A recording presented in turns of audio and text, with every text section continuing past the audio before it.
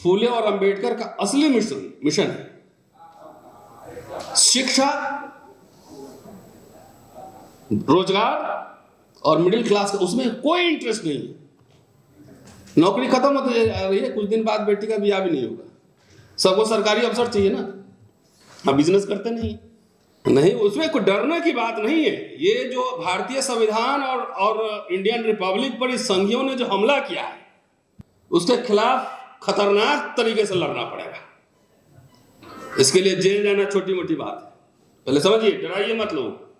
Indian Republic और Indian constitution का सबसे बड़ा बेनिफिशियरी ब्राह्मण था, जो कि हिंदू राष्ट्र में अब मजदूर बन रहा है।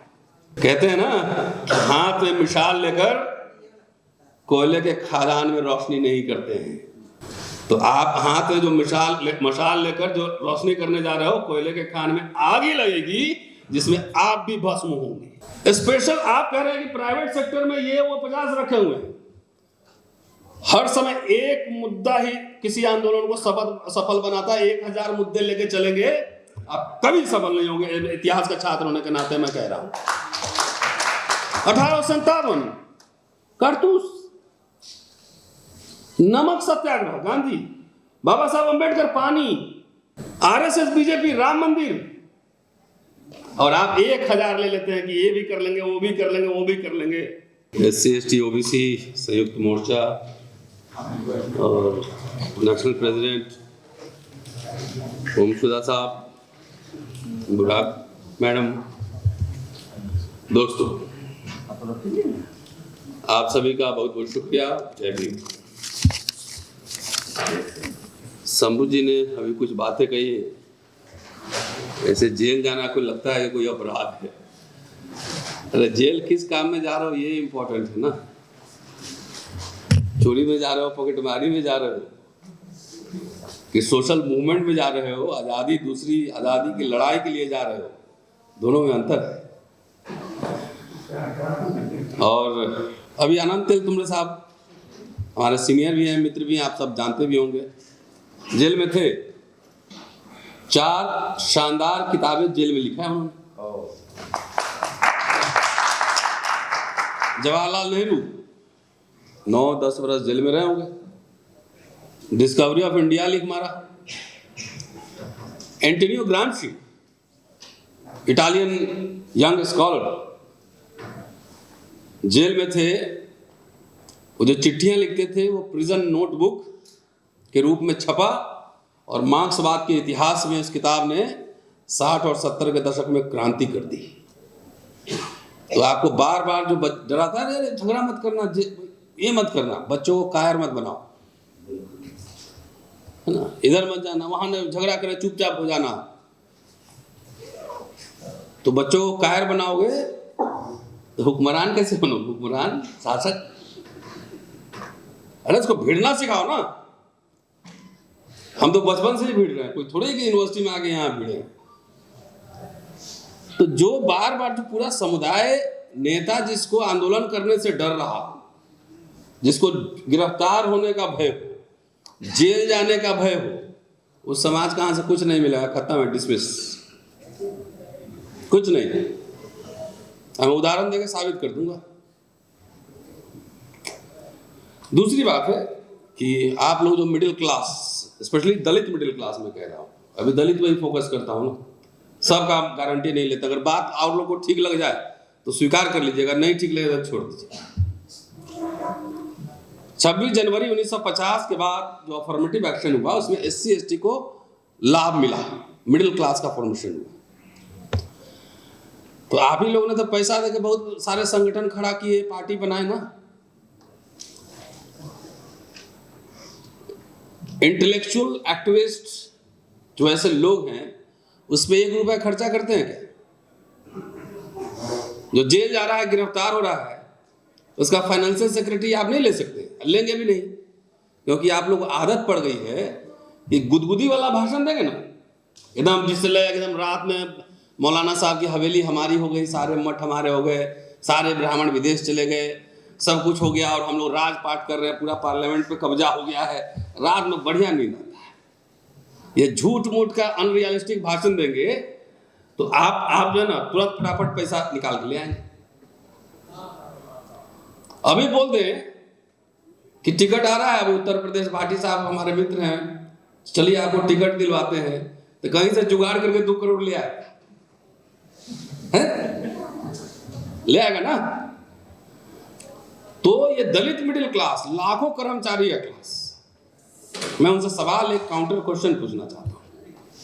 शादी ब्याह करते हैं, पंडित जी को बुलाते हैं, नमस्ते भी करते हैं और पैसा भी देते हैं, भंते बुलाते हैं, नमस्ते भी करते हैं, पैसा भी देते हैं, और इंटेलेक्चुअल आपको फ्री का चाहिए, जो 30 साल 35 साल पढ़ाई करके जो आपकी लड़ाई लड़ रहा है वो आपको फ्री का चाहिए, पत्रकार फ्री का चाहिए, उसके प्रति आपकी कोई जिम्मेदारी नहीं।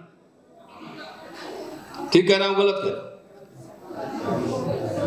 हम लोग को तो खिलाया सब, मैंने खिलाया ना, मेरे तो 28 साल नौकरी होगा हाईली पेड सैलरी में, ना बैंक में पैसा है, ना जमीन है, ना घर है,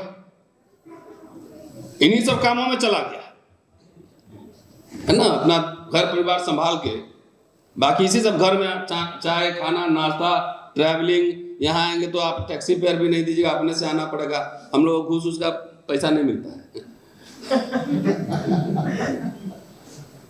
सैलरीड क्लास पकड़ा जाएंगे ना, जब घर में इंजीनियर साहब दीवार में रखे रहेंगे पैसा, पकड़ा जाएंगे तो बोलेंगे मैं दलित हूँ इसलिए पकड़ लिया। ऐसे बोले किताब लिखना है, जरा 2 साल स्पॉन्सर करिए, रिसर्च करना है, बाबा साहब और शिक्षा के सवाल पे किताब बनाना है, फंड कीजिए, बेकार चीज है। बाबा साहब खाली महान है, पढ़ना लिखना बेकार है। ये रियलिटी है। 35 साल का सार्वजनिक जीवन, 28 साल की नौकरी, एक्टिविज्म 35 साल का करने के बाद ये मेरा कंक्लूजन है कि ये समाज अनरियलिस्टिक ड्रीम्स देखता है, जो कभी हम प्राप्त नहीं कर सकते उसमें खर्चा करता है, और जो फूले और अंबेडकर का असली मिशन है, शिक्षा, रोजगार और मिडिल क्लास का, उसमें कोई इंटरेस्ट नहीं है। नौकरी खत्म होती जा रही है, कुछ दिन बाद बेटी का ब्याह भी नहीं होगा, सबको सरकारी अफसर चाहिए ना, अब बिजनेस करते नहीं। अभी भी शुरू हो गया, 30 साल 35 साल हो रहा है, ये रियलिटी है। तो समझिए, इतना ही बोलूंगा, उसके बाद अब आता हूं असली बात पर। तो जेल उल बोल दिया, मैं नहीं डरता। जेल जाएंगे तो क्या होगा, इतना जो दिन भर घूम रहे आराम से वहां बैठ के किताब पढ़ेंगे, कोई काम ही नहीं है। वॉलीबॉल खेल लेंगे, किताब पढ़ेंगे, लिखेंगे। हमारे साथ 3 इंस्पिरेशन तो मैंने बता ही दी है। मेरा कंसंट्रेशन का लेवल हाई होगा, थोड़ा एसी नहीं होगा तो क्या होगा, बॉडी एडजस्ट कर लेता है। अब पहले कौन हम लोग एसी में रहते थे? नहीं सर, आपको जेल में जाने दिया गया है ना, जाने दिया जाएगा नहीं, उसमें कोई डरने की बात नहीं है। ये जो भारतीय संविधान और इंडियन रिपब्लिक पर इस संघियों ने जो हमला किया है, उसी से हम लोग बैठे हुए, भारतीय संविधान और रिपब्लिक से। इन संघियों ने जो हमला किया है उसके खिलाफ खतरनाक तरीके से लड़ना पड़ेगा। इसके लिए जेल जाना छोटी मोटी बात है, पहले समझिए, डराइए मत लोग। आज मैं दलित इसमें SC ST OBC पर नहीं बोलना चाहता था, आज मैं सोच रहा था कि ब्राह्मण विशेष बोलूं। बहुत बढ़िया, हम ब्राह्मण मामलों के जानकार हैं। आपका टैगलाइन था हाँ हाँ, तो हम आज बाबा में बोलेंगे, बाबा पाए लागू। भाटी साहब ने जो आंकड़े दिए कि खाली सफाई कर्मचारी को छोड़कर ड्राइवर भी ब्राह्मण चाहिए, हलवाई भी ब्राह्मण चाहिए, है ना, उसमें ऐड अच्छी बात है, क्या विकास हो रहा है। जिसको बाबा पाए लगू, रोहित नमस्ते, 12,000 का हलवाई बन रहा है। सोचिए जरा, लोग पहले इज्जत भी करते थे ना, ये हाल क्यों हुआ, उसी पे आ रहा हूं। दिल्ली में जाइए सुलभ इंटरनेशनल में, और एयरपोर्ट पे जाइए, जो वहां कॉर्पोरेट सफाई कर्मचारी है वो खाली वाल्मीकि समाज का नहीं है, उसमें यादव भी है, पटेल भी है, कुछ ब्राह्मण भी है। कैपिटलिज्म, पूंजीवाद की जो मार होती है ना, छोड़ती किसी को नहीं है। दिल्ली सुलभ इंटरनेशनल में जाइए, 5 रुपया के पर्ची काटते हुए ब्राह्मण आपको मिलेंगे। आइए पंडित जी, आपका भी हिंदू राष्ट्र में स्वागत है। आइए प्लीज प्लीज आइए ना। बहराइच में क्या हुआ, पंडित जी गए वहां पे झंडा फहरा, मियाँ जी के घर पे गोली खा गए। अभी बाबा लोग अभी देख रहे हैं क्रिसमस में जा रहा है तोड़ फोड़ करने, तो कहीं कोई बाबा देखेगा जबरदस्ती कह रहा है कि बाइबल हटाओ, कौन था पता नहीं कौन बाबा था उधर, हनुमान चालीसा पढ़वा रहा है। तो बताइए भाटी साहब, जिस ब्राह्मण को समाज अगुआ मानता था, पंडित जी नमस्ते करता था, आरएसएस बजरंग दल उसको अतताई बना रहा है। आइए पंडित जी, स्वागत है आपका हिंदू राष्ट्र में। मेरे मित्र हैं प्रोफेसर रविकांत, मेरी बात ही चल रही, हम लोग आजकल बोले कि हम लोग ब्राह्मण भी बोला जाए, दलित ओबीसी को जगाने का कोई फायदा नहीं है।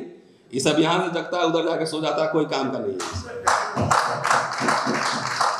कोई काम का नहीं है। अब भाटी साहब के कम्युनिटी के लोग मेरे घर पे किसी दिन आए थे, हम लोग ऐसी सभा के 25-30 लोग थे, शायद आप नहीं थे उसमें। हम बोले भैया छल्ले वाली गाड़ी से बाहर निकलो पहले।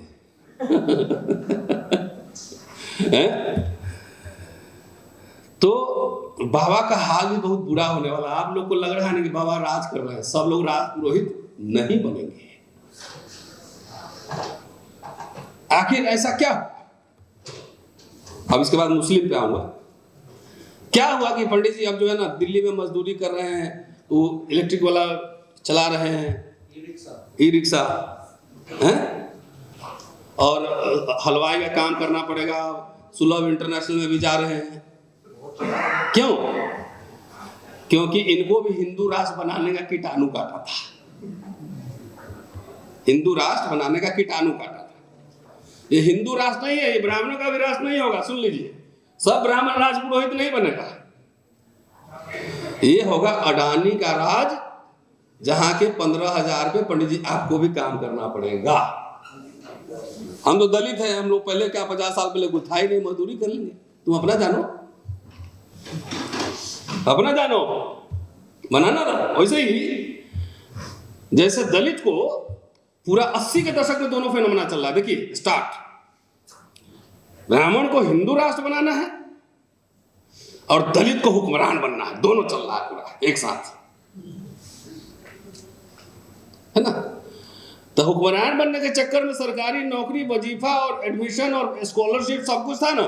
बोला कि एक काम करो ना, तो हुक्मरान बनोगे तो कर ही लोगे, तब तो इसको खत्म करो सर। दोनों पैरेलल एक साथ देखिए। दूसरी बात, आजादी के बाद एक लंबे समय तक कांग्रेस ने शासन किया। उसका प्राइमरी जो वोट बेस था वो ब्राह्मण, मुस्लिम और दलित, यही था ना, SC/ST। OBC politics largely anti Congressism रहा, आजादी के पहले से भी चलते रहा। तो जब हिंदू राष्ट्र संविधान लागू हुआ और 90 तक का दशक आप देख लीजिए, उठा लीजिए खाली इतना, 40 वर्ष से जितने public sector unit, university, IITs, medical colleges, every institution was created during that period। ठीक है, अभी कोई नहीं पूछ रहा है कि मोदी साहब ने 10 साल में कितने सेंट्रल यूनिवर्सिटी खोले, खाली नाम बदल रहे हैं। मनरेगा से जी राम जी कर रहे हैं, 28 नाम बदले जो कांग्रेस के सरकार की योजनाएं हैं। कोई नहीं पूछ रहा है कि मोदी जी ने कितने एम्स बनवाए, कितने IITs खोले हैं, कितने यूनिवर्सिटी खोले हैं। तो बना, तो ये मान लीजिए कि उसका सबसे बड़ा बेनिफिशियरी कौन था? इंडियन रिपब्लिक और इंडियन कॉन्स्टिट्यूशन का सबसे बड़ा बेनिफिशियरी ब्राह्मण था, जो कि हिंदू राष्ट्र में अब मजदूर बन रहा है। हमको टेंशन नहीं पंडित जी, आपको भी टेंशन होना चाहिए। मैं एक आंकड़ा दूं, भाटी साहब की राय से दे रहा, 50 से 90 7 ब्राह्मण मुख्यमंत्री हुए। कितने? नाम पढ़ देता हूं। पंडित गोविंद वल्लभ पंत 4 साल, डॉक्टर संपूर्णानंद 6 साल, सुचेता कृपलानी 4 साल, कमलापति त्रिपाठी 2 साल, हेमवती नंदन बहुगुणा 2 साल, नारायण दत्त तिवारी 3 बार रहे छोटे छोटे पीरियड में 4 साल, और श्रीपद मिश्रा 2 साल। हम लोग खाली अपना रोना रोते हैं ना, तो बाबा को लगता है कि इसी सब को दर्द है ना, बाबा को यही लगता है ना, अच्छा लग रहा है। बोले पंडित जी जरा अपने पीछे में देखो क्या हो रहा है जरा। 7 ब्राह्मण मुख्यमंत्री ने 24 वर्ष राज किया, और सबसे ज्यादा इंदिरा गांधी और ये लोग प्रधानमंत्री थे, और जवाहरलाल नेहरू, राजीव गांधी। आप इतिहास अंधभक्त मत बनो, फैक्ट में बात करो। सबसे ज्यादा पब्लिक सेक्टर जो बना इसी पीरियड में बना। उसका सबसे ज्यादा लाभ किसको मिला? ब्राह्मण को मिला, दलित को मिला, SC ST को मिला। लेकिन बिना रिजर्वेशन के भी ओबीसी 5-8% आ ही तो रहा था, नहीं आ रहा था। ऐसा तो नहीं था कि ओबीसी रिजर्व नौकरी नहीं कर रहा था, 5-7-8% तो आ ही रहा था ना ओबीसी।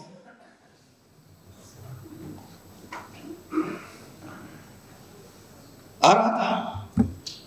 अब तो ओबीसी प्रधानमंत्री है, ट्राइबल राष्ट्रपति है, लॉ मिनिस्टर दलित है, तब नॉट फाउंड सुटेबल काहे हो रहा है? नौकरियां कम क्यों हो रही? क्लास 3-4 कॉन्ट्रैक्चुअल क्यों हो गए?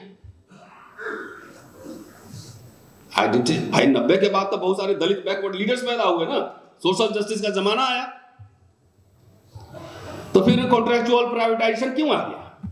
ब्राह्मण जब साथ था उस समय तो पब्लिक सेक्टर बन रहा था, जिसका सबसे ज्यादा लाभ ब्राह्मण समाज को मिला। कहीं चले जाते ऑफिस में, Tripathi ji, Mishra ji, Thakur ji, vice chancellor, all vice chancellors, all professors, all bureaucrat, जजेस।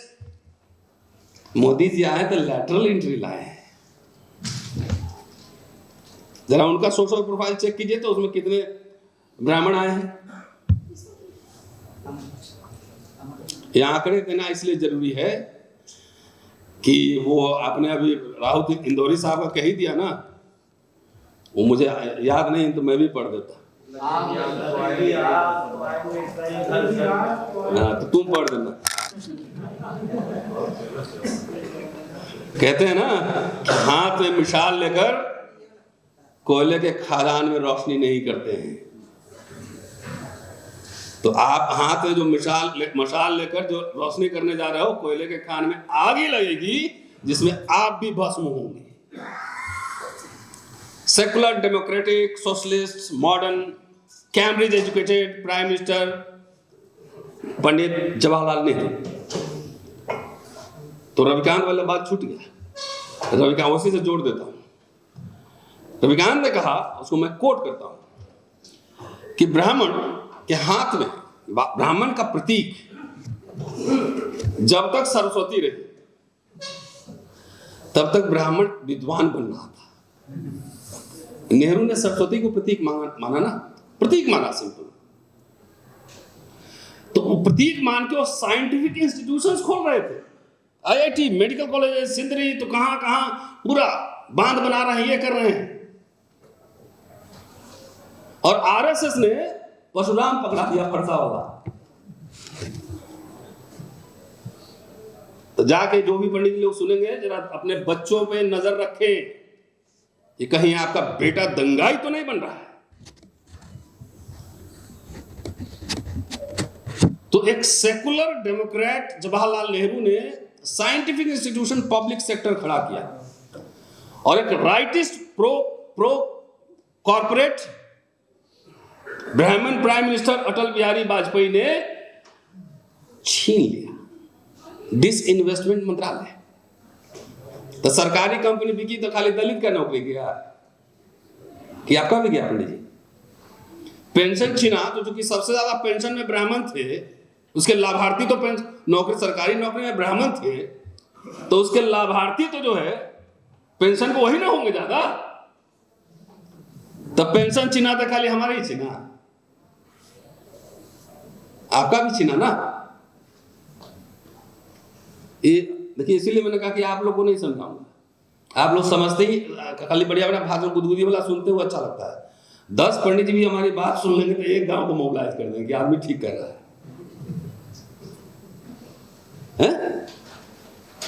ठीक है ना। सरकारी संस्थान बर्बाद हुआ तो उसके भुक्तभोगी खाली हम थोड़ी, आप भी हैं। जिला स्कूल सबसे एलीट स्कूल हुआ करता था, उसमें एसपी साहब का बेटा भी पढ़ते थे, डीएम साहब के भी बेटा पढ़ते थे हैं। वो बर्बाद हुआ तो आपको भी प्राइवेट में जाना पड़ेगा ना। प्राइवेट अस्पताल में आपको भी जाना, सारे ब्राह्मण तो करोड़पति नहीं होंगे ना। और इसे भी हमारे यहाँ एक विद्वान लेकिन निर्धन ब्राह्मण था, यही पढ़ाते हैं ना, ब्राह्मण लेकिन निर्धन ब्राह्मण था। तो निर्धन ब्राह्मण जब जाएंगे मैदानता में हैं, फोर्टिस में, तो क्या बोला कि आइए पंडित जी स्वागत है आपका, कोई नहीं इलाज होगा। तो मेरी राय ये है ना कि खाली अपना रोना मत रो, दूसरों का भी दिखाओ। दूसरी बात है कि हम लोग किसी को थैंक यू नहीं बोलते हैं, पता नहीं क्यों। अरे इंदिरा गांधी तो दूर है, अभी इंदिरा गांधी नहीं होती तो तुम्हारे नेतवा सब भी नहीं होता, क्योंकि बाबू लोग ही पढ़ के चंदा दिया उसको संगठन बनाने के लिए, समझे। जमींदारी नहीं थी, या बैंकर नहीं था, तेरे मामा बैंकर नहीं थे, दलितों की जमींदारी नहीं थी। पार्टी साहब का जरूर हो सकता है 100 एकड़ हो, इनसे पूछिए ना कितना एकड़। उत्तर प्रदेश देश नहीं है, उससे बड़ा देश है। 2 एग्जाम्पल दे रहा हूं, इस बाबू लोग का ना जिसी से बनाए थे। सामाजिक संगठन और विश्वविद्यालय खड़े हुए जिस दिन, इस भारत सरकार को शिकस्त हमने दी। 2 अप्रैल 2018 और 5 मार्च 2019 रोस्टर का आंदोलन, 5 मार्च और 2 अप्रैल 18 SC/ST एक्ट के खिलाफ सरकार बैकफुट पे गया कि नहीं? हारा ना। ये बाबू लोग जितना चंदा दिया अरबों खरबों रुपए, उनसे पूछो तो कौन सा नेशनल पॉलिसी बनवाया है, उन्हीं का नौकरी खत्म हो रहा है।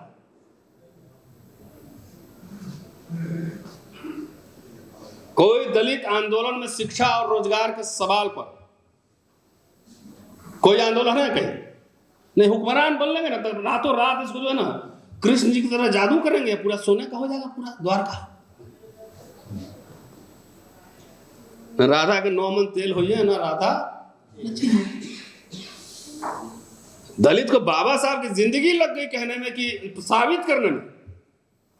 जाके आप the grievances of scheduled caste पढ़िए 1942, उनकी जिंदगी लग गई साबित करने के we are minority in national life, कि हम अल्पसंख्यक हैं। और चूंकि सिख, मुस्लिम, ईसाई अल्पसंख्यक है, उनको मान लिया गया है 1934 के संकल्प के हिसाब से, तो हमें भी अल्पसंख्यक का दर्जा दिया जाए ताकि हमको भी नौकरियों और शिक्षा में आरक्षण मिले। तुम लोग को नशा चढ़ा हुआ था कि हम 85 हैं, 90। अर्जुन सिंह को शुक्रिया बोले, थैंक यू बोले यार, thank you mister Arjun Singh, आपने हमारे लिए शिक्षा के द्वार खोले। कभी जगजीवन राम को थैंक यू बोले? जितना पैंट शर्ट पहन के यहाँ पे जो नौकरी करने वाला होगा, जो 90 के पहले आया होगा, सब उसी वक्त का नौकरी लगा हुआ है।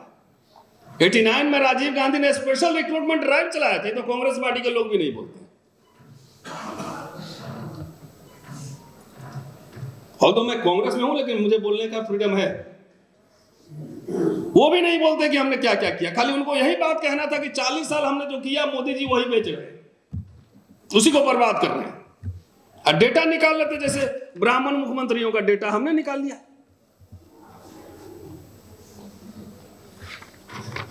तो किसी को थैंक यू नहीं बोलेंगे। इमरजेंसी लगा था तो उससे हमें क्या, दलितों के लिए गोल्डन era था, मेरी स्टैंड था पहले, अभी भी है।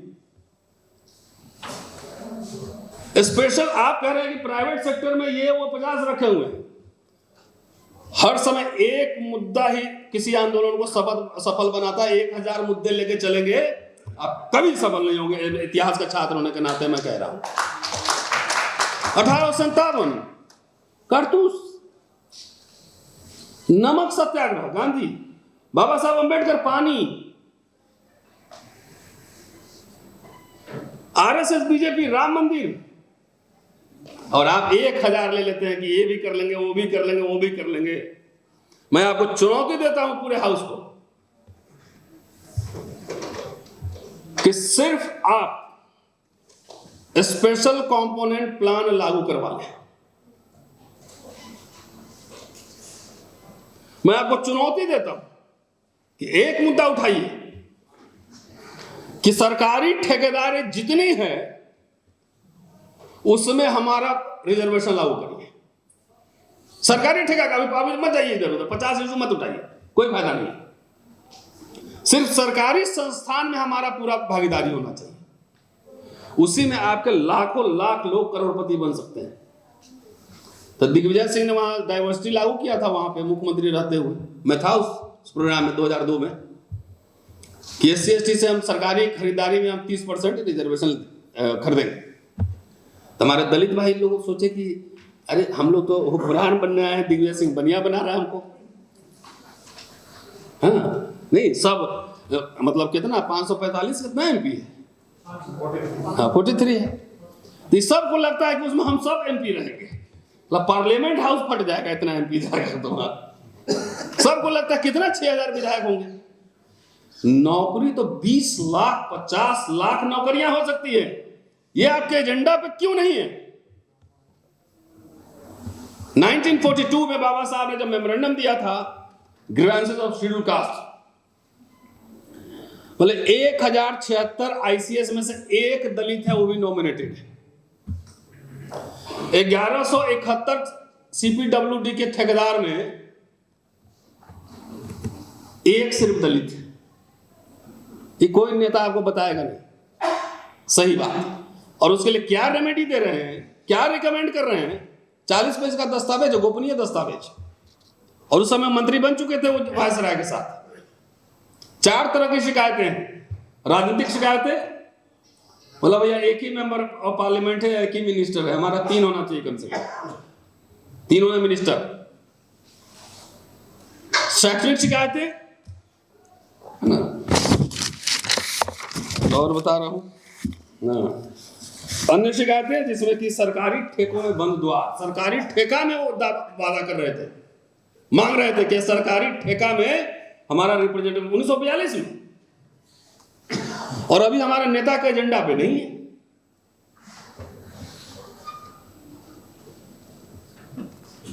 जात के नाम पे वोट दे रहे हैं ना, तो बोलिए कि घोषणा पत्र में शामिल करिए। क्यों नहीं बोलते हैं? क्योंकि सब पर्सनल काम में ज्यादा सेटिंग में इंटरेस्टेड रहता है। ये जाएंगे नेताजी मेरा बच्चा का जो है ना मॉडर्न स्कूल में करवा दीजिए, हमारा ट्रांसफर करवा दीजिए। कलेक्टिव बार्गेनिंग क्यों नहीं हो रही?